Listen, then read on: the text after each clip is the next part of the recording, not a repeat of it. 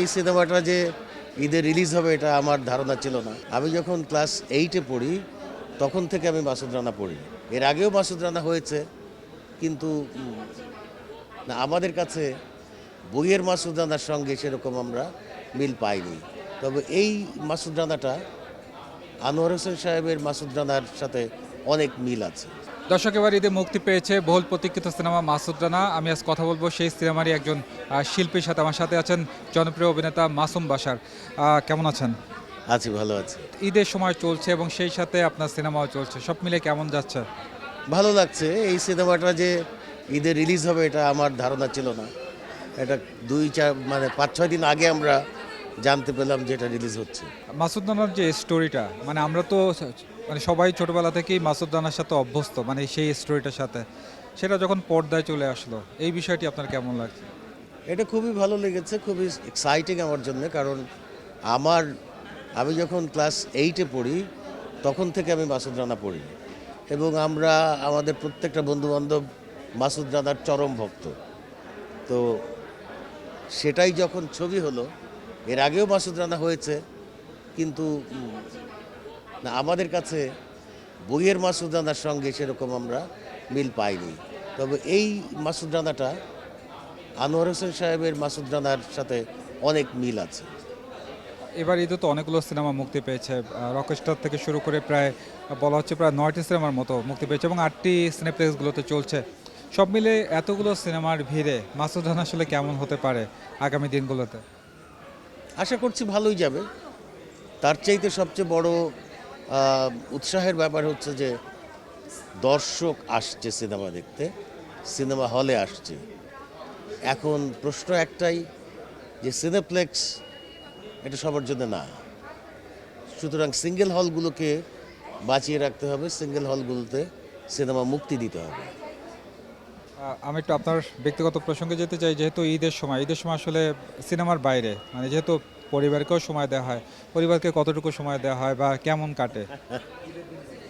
ঈদের দিনগুলি আমরা মোটামুটি একসঙ্গেই থাকি। যেমন ঈদের দিন সন্ধেবেলা আমরা আমাদের ছোট মেয়ের অভিনীত বনলতা সেন দেখেছি। তারপরে পরের দিন আমরা মাসুদ রানা দেখেছি। তো এইভাবেই কাটছে আর কি। ওর ছবির প্রমোশন করে বেড়াচ্ছে, আমি আমার ছবির প্রমোশন করে বেড়াচ্ছি। একই পরিবারে যখন দুইজনের সিনেমাই মুক্তি পেল একই ঈদে, এই ভালো লাগাটা আসলে কেমন? এই এই ভালো লাগা তো মানে এগুলো তো প্রকাশ করা যায় না, তাই না? মানে আরও ভালো হতো যদি মিলিরও একটা ছবি মুক্তি পেত, তাহলে আরও ভালো হতো। আচ্ছা, আমার একটু জানা আছে, যেহেতু নাটকে আপনাদের মিলি বাশার এবং মাসুম বাশার এই দুজনের জুটি আমরা সবসময় দেখে এসেছি, সিনেমার পর্দায় আসলে আবার কবে দেখব? এটা তো আমাদের হাতে নেই, এটা ডিরেক্টরদের হাতে। ওনারা যদি মনে করেন যে আমাদের একসঙ্গে দেখতে চান, ওনারা ডাকবেন। তবে প্রয়াত সাইদুল আলম টুটুলের কালবেলা মুভিতে আমরা দুজন একসঙ্গেই কাজ করেছিলাম, হাজব্যান্ড ওয়াইফ হিসেবেই। আচ্ছা, আমি একটু মিলি বাশার সম্পর্কে জানতে চাই মাসুম বাশারের কাছে। সেটা হচ্ছে যে তার হাতের রান্না আপনার কেমন লাগে?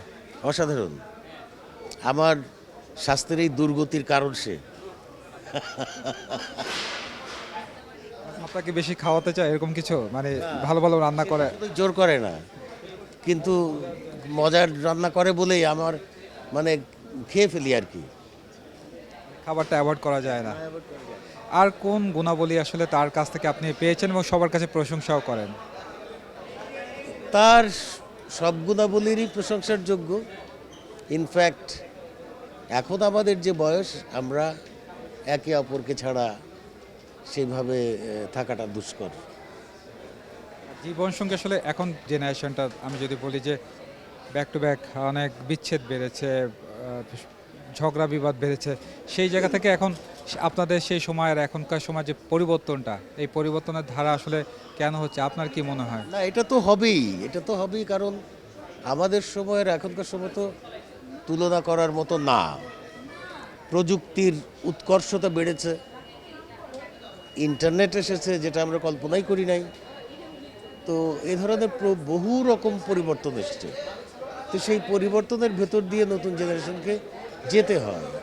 এবং ওদের ভেতরে অনেক টানাপোড়েন থাকে, যেই টানাপোড়েনগুলো আমাদের সময় ছিল কিন্তু এত প্রকট আকারে ছিল না। তো যে কারণে এইগুলো হয়, তবে মানিয়ে নেওয়ার চেষ্টা করাটা বোধহয় ভালো। সর্বশেষ দর্শকদের উদ্দেশ্যে কিছু বলা আছে কিনা, যেহেতু আপনার সিনেমা চলছে এবং সব কিছু মিলিয়ে? দর্শকদের উদ্দেশ্যে একটাই বলবো, আপনারা বেশি বেশি করে বাংলাদেশের সিনেমা দেখুন। আমি শুধু মাসুদ রানা বা বনলতা সেনের কথা বলবো না, রোহিত মুক্তি পেয়েছে এবং আরও যেগুলো মুক্তি পেয়েছে সবই আপনারা দেখুন। এবং বাংলা সিনেমাকে আপনারা যদি কি বলবো উৎসাহ দেন, বাংলা সিনেমা বাঁচবে।